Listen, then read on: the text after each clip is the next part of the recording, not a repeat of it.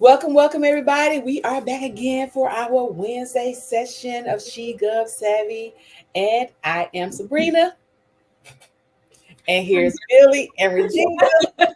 One day they gonna get and come in on cue. Next time we got it. Third time's a charm,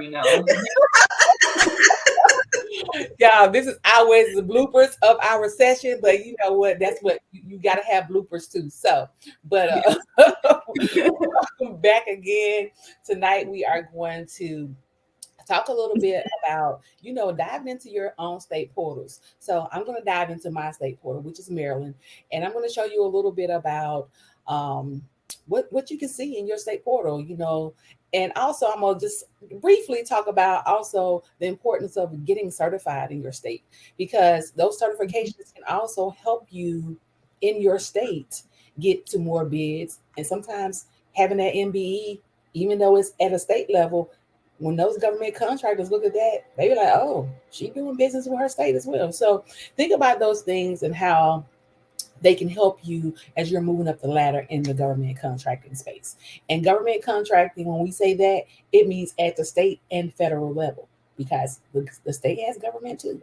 Okay. Some people don't realize that, but I don't know why. But anyways, so I am going to share my screen and show you a little bit of Maryland's portal. All right. Can you ladies see that screen? Yes, ma'am. I can see it, but it never hurts to make it just a tad bit bigger. Yes. Oh Lord. Billy did say yes. So and some of us blind over here. This is for the blind. Going the wrong way. And just so everybody knows, she's referring to Regina. Thank you. Okay. Well, no, I have my issues too, because I'm looking at it going, ooh, those letters are a little small. Thank you, Billy. Finally. Yeah, I'm trying not to get too close to the screen either. Ladies, cut it out. Look, cut it out. Does that look a little bit bigger to y'all? No. I think the more I hit it, it's making it smaller. I'm trying to zoom in. Are you? Yeah, I don't know if it's making it big. I don't think it's making it bigger in here. Maybe when, I don't know. It's, let me just. Okay, I'll squint my eyes. Yeah, squint your eyes. And when you okay, how about now? No change. Well, just forget about it then. My glasses. There we go. Let's see. While putting it in full screen mode, I'm not sure why it's not making it. Is it even showing you the numbers that is getting larger? Did you? When I hit it, it seems like it's getting smaller actually. So. Well, I ain't gonna ask. I gotta ask. You hitting the plus sign, right?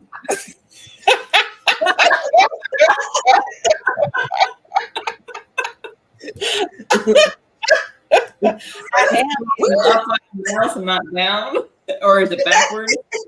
I'm hitting the plus sign. What's happening here? It's not getting bigger.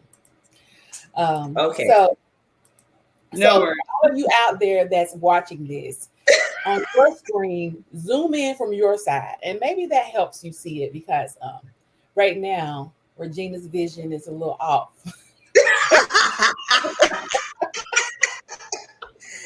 So we are just going to have to just go with it. So act like you can see Regina, okay? Oh God, that's even worse. But okay. Regina, act like you can see. Can you zoom in on your screen? Can you zoom in from your side? Hold on. I don't. You know what I don't went and did? I don't went and sprayed my glasses and cleaned them up to see if maybe that's me. Don't worry about me though. Let's make it work. Go ahead. And if this doesn't work, then guys, we'll have to do this over another time. But anywho, so I'm going to take you into the Maryland portal, which they call Emma. And I want you to just to be able to see a little bit of what they have in here, the different opportunities that they have. So Mm-hmm. this is, as you can see here, the title gives you a little bit more of what they're looking for. The status shows you that it's open, and the due close date is when the solicitation is due, and then the published date. So you have an idea when it was published. And then here in the main category, you kind of get an idea of who's looking for the services. So just here right at the top, you see that they have Maryland School-Based Health Center Planning Grant. So for those that's in the healthcare arena, you may want to look at that to be able to help them. They're issuing it from the Department of Health and Mental Hygiene. Um, let's scroll on down here just a little bit. You have Workplace Management RFP. It's something to do with software for the Department of Labor. They have statewide alternative banking services. So again, that's from the treasurer's office. So if you know anything about banking, it's an opportunity for you to tap in here and just take a look at it. It may be something that you can do. Um, Commissioning service for HVAC projects. For all those people that's in HVAC, this is another opportunity for you kind of dig in and check it out and see what what it is that they're asking for, and maybe see if you can bid on this contract. If you're in the state of Maryland, you don't necessarily have to be in the state of Maryland to um, be able to bid, but you do have to register your business in the state of Maryland, register in the portal, sorry, and to be able to do business with Maryland. They have event equipment rentals. As you can see down here, it says it's more than 150 results in here. Every day they post things in this system to let people know, hey, we need you to fulfill these opportunities. So you want to make sure that you're diving into your state portals. So if you don't know how to find your state portal, just go to Google, put in your state, and put in state portal or procurement opportunities, something to that nature, and you should be able to find opportunities that's in your state that you can be able to bid on. And hey, have at it. It's opportunities out here for everybody. Just know that when you get into the system, take your time. You can get overwhelmed and looking at everything in here. Also, just like in any other systems, you have keyword searches up here at the top. If you have something in particular that you're looking for, like we'll just type in janitorial up here. You type in janitorial, it's going to bring up janitorial, all the janitorial projects that they have out here. Make sure that you write some of this stuff down. Do a little research, write down keywords that you want to come into the system and search, because again, this can be overwhelming. It's so much information in these systems. The other thing I just want to share with you also is that when it comes to doing business with your state, you may want to get certified in your state, whether it's minority business, small business, veteran-owned businesses. They also have certifications for those things in your states. So, if like for the state of Maryland, through MDOT, the Maryland Department of Transportation, here is their certification system where you can go and get certified in their system. And one of the things that they're always looking for. So even though it says you're not necessarily guaranteed opportunities, but it still helps you when it comes to bidding, because a lot of times some of these businesses are looking for MBEs, SBEs. They have all these acronyms. So when you go to your portal, they'll spell it out for you exactly what these acronyms mean in your state. So you want to take the chance, take the opportunity, and go and review some of these certifications in your state, because it is beneficial to you and your business when you're doing business in your state. I know for myself, being a veteran owned business, they have a lot of information and a lot of opportunities I've been seeing recently that's coming straight to my inbox about veteran certified businesses in the state of Maryland. And here on this page, on the MDOT page in Maryland, it shows you like the information that they require for you to become certified. Now, I will tell you that for me, let me just come back to the main screen so I can talk to y'all. Take this off here. I will tell you that for me in the state of Maryland, it took me about 7 months total, maybe 8, before I even got to the interview portion. So just know that you have to have some patience when it comes to certifications as well, whether it's state or federal. Take the time, be patient because they're backlog, and the information that you're putting into the system also they want to verify it. So in my interview process, they also wanted to ask more questions and make sure that my next codes that I put in matched what I was doing, and they wanted to see if I've actually did some things within those next codes. So again, just be patient and understand the process. And also, get in your state portals. Just look around. Even if you're not ready to do business yet, it's good to just get in there and look around to see what the opportunities are so that when you are ready, you know what to go and search for, what their keywords, some of the keywords that you need to search on, and be prepared to do business when you are ready. So, ladies, do you have any feedback on that or any thoughts? I have a question. I actually have a question for you. Well, that you can I see. heard that you said, I couldn't hear what you said, Sabrina. What did you say? I said, now that you can see me, you can ask a question. Yes. So my question for you is, I heard you say that you had to wait 7 months for your interview. And are you saying 7 months for your interview for your certification? Yes. Yes. Right? Okay. Um, okay. Interesting. Because I didn't really have to go. I didn't have to go through an interview for mine, and I'm in the state of Florida. Now, when I did my DBE, I did, but not for like the MBE and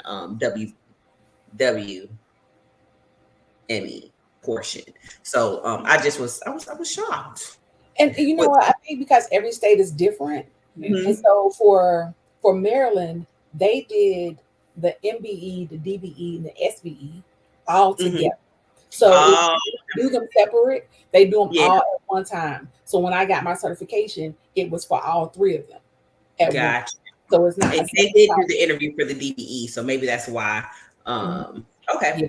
Now I could have applied just for the MBE by itself, Uh but I was huh. like, why just apply for that when I qualify for the other ones? So Right. you have the option when you do the certification in Maryland to just apply for one, All three of them. but Okay. or you can apply for all three of them at the same time. And so that's what I did, and that could have been why Uh-huh. it took so long because I applied Hmm. for all three of them together.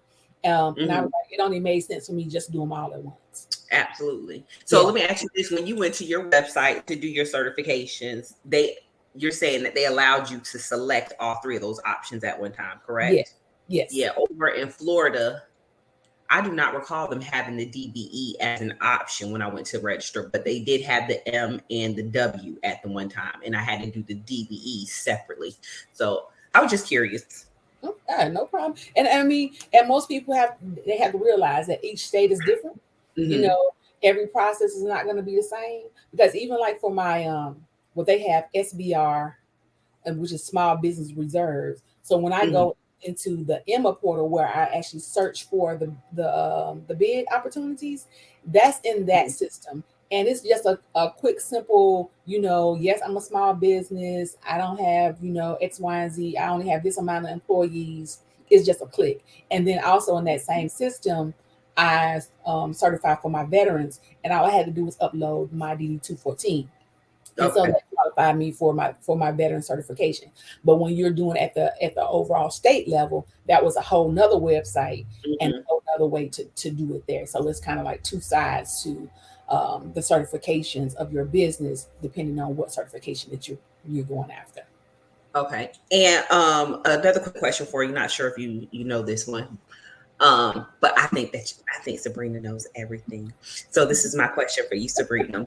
You said that we do not have to be a registered business in the state of Maryland to be able to actually bid.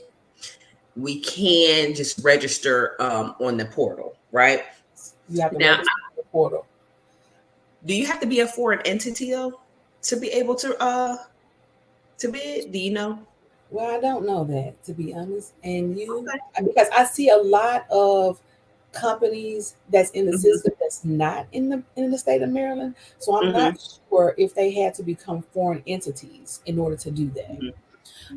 So that is a good question, something to probably look into, because I know some states do make you become. Yeah, Illinois makes you register as a foreign entity to be able to register. Yeah, so, but I know when I registered in the DC portal, it didn't require me to be a foreign entity, but DC is not necessarily a state either. But so I get where you're going though. Yeah, but it's probably all depend upon the state that you are or what their requirements are for you to do business in their state. Because again, most of the times guys understand that they're going to probably try to do business with their own people first. Right. But if their own people don't step up to the plate, then they're going to go to who can provide the service for them. And that's again on the state and federal level, you know. But at the federal level, it's different. You know, they want the person who get the job done. But especially in your state, they want to try to do as much business with the small businesses period in their state. Yeah. Okay. So I have another question, but this question is for Billy.